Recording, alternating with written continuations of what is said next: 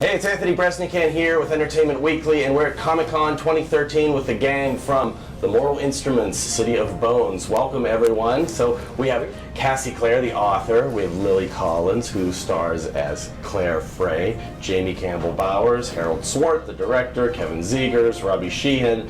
And did I miss anybody? Godfrey Gao. There you are, Godfrey. Sorry. I had a long list. I was terrified of blanking, and I did.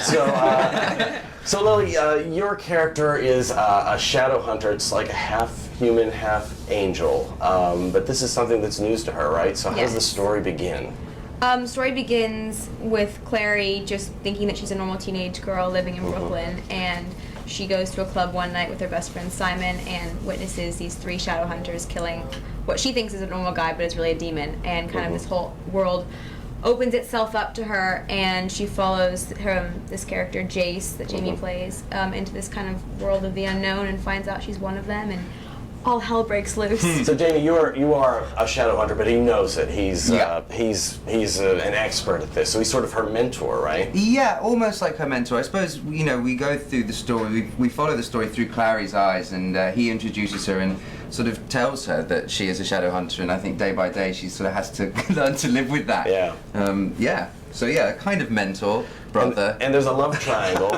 But it's an unconventional. It's an unconventional one. So Kevin, you're part of the love triangle, aren't you? Your character. I suppose part of that. Yeah, sure. Yeah. I thought you were talking about Robert. We thought about a love triangle. It's a love parallelogram. Three-dimensional. Something for everyone. Right. But no, I suppose, yeah, my character is quite fond of Jace.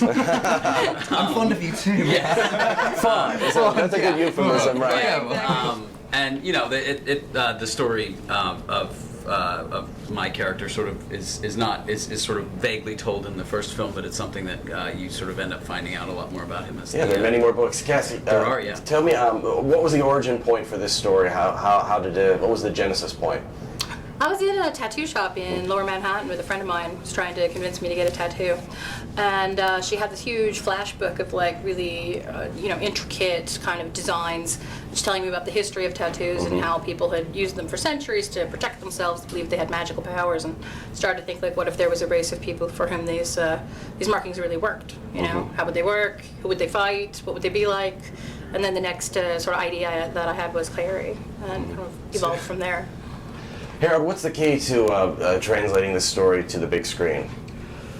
Oh, I wish I could tell you that in one sentence. It's in one sentence. No, it's. I mean, Cassandra writes wonderfully visually, and they're great characters. Obviously, it was hard to get that big of a book down to a movie, so we had to make some sacrifices. I think we've done good choices. But we've all worked closely and made sure that the spirit of the book is in the movie, and made sure that the performance is great, and I think the characters are really coming across as the fans would love to see too.